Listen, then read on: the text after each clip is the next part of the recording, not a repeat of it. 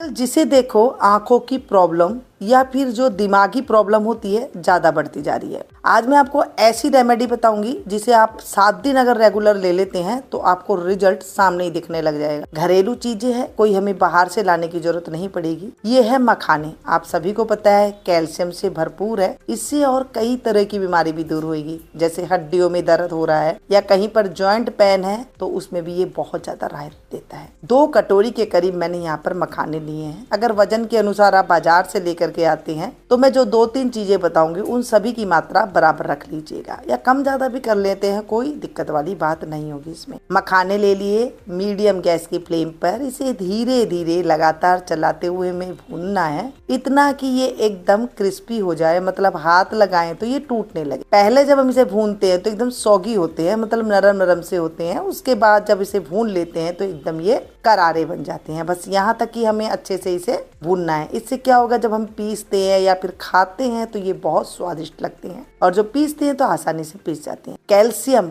से भरपूर ये जो मखाने हैं ये इतने ताकतवर होते हैं कि आंखों की जो रोशनी होती है उसको ये बढ़ाने में बहुत ज्यादा फायदेमंद होते हैं। ये कमल के बीज होते हैं। कमल पानी में उगता है तो आंखों के लिए रामबाण माना गया है। यहाँ पर भून करके आपको एक बर्तन में इसे निकाल लेना है। जब तक ये ठंडा होते हैं हम दूसरी चीज को भून लेते हैं। ये बादाम, आंखों जैसे दिखने वाले, बड़े हैं छोटे हैं जो भी है आपके पास है वो बादाम ले लीजिएगा। मैंने यहाँ पर 1 कटोरी करीब बादाम लिया है, 2 कटोरी करीब मखाने लिए थे। ठीक है, कम ज्यादा हो जाए कोई दिक्कत नहीं है। इन्हें भी हम धीमी आंच पर भूनेंगे, ऐसे कि इसमें हल्के हल्के से निशान आने लगेंगे, तब आप देख लीजिएगा कि भून करके तैयार हो गए। तेज गैस पे नहीं भूनिएगा। अगर तेज धूप आ रही है तो उसमें भी आप इसे रख सकते हैं 2 से 3 घंटे के लिए, तो एकदम करारे हो जाएंगे ये चीज, तो आपको भूनने की जरूरत नहीं पड़ेगी। आजकल ज्यादातर जगह पर धूप नहीं आती है तो वो इस तरह से भून करके भी इस्तेमाल कर सकते हैं। तीसरी चीज है सौंफ। गैस की फ्लेम को बंद कर दी है और ये जो कढ़ाई है ये भारी तले की है,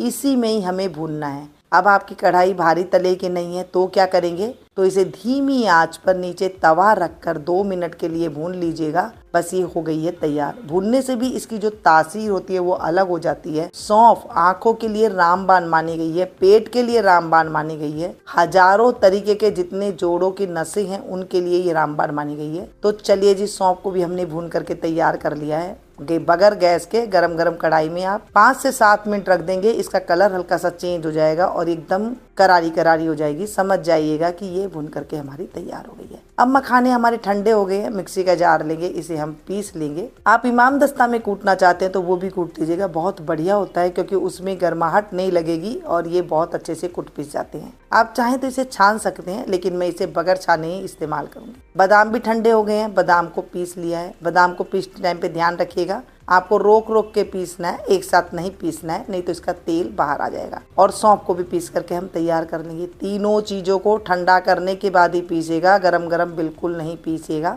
अभी हमने जो मिश्री ली है धागे वाली, इसे भी पीस करके तैयार कर लेंगे। धागे वाली मिश्री बहुत ज्यादा पेट के लिए अच्छी होती है, ठंडी होती है, आंखों के लिए तो ये बहुत ज्यादा फायदेमंद रहती है। और भी कई तरीके की जो पेट के अंदर गर्माई हो जाती है, अल्सर हो जाता है, बीपी हाई रहने लग जाता है, उसके अंदर भी ये बहुत ज्यादा फायदेमंद रहती है। चलिए जी, 4 चीज और 40 तरह की बीमारियां दूर। आज हम सबसे पहली बीमारी दूर कर रहे हैं आंखों की और दिमाग की। तो आंखों के लिए जो रामबाण औषधि बनी है, इसे कैसे लेना है ये जानेंगे। तो शाम के टाइम पे, यानी कि रात को आप जब सोएं उससे 1 घंटा पहले दूध के साथ, गुनगुने दूध के साथ 1 चम्मच आप ले लीजिएगा। और 7 दिन के बाद आप मुझे कमेंट करके बताइएगा कि जिन लोगों को धुंधला दिखाई दे रहा है या जिनका जो है धुंधला दिखाई देने की वजह से माइंड में बड़ा इफेक्ट करता है, वो बच्चा चिड़चिड़ा रहने लग जाता है, या आप बड़े हैं तो भी चिड़चिड़े रहने लग जाते हैं, कोई घर में आपके बड़े बुजुर्ग हैं उनको ये प्रॉब्लम आ रही है, तो उनको भी आप ये दे सकते हैं। 1 चम्मच 1 गिलास दूध के साथ आप ले लीजिएगा,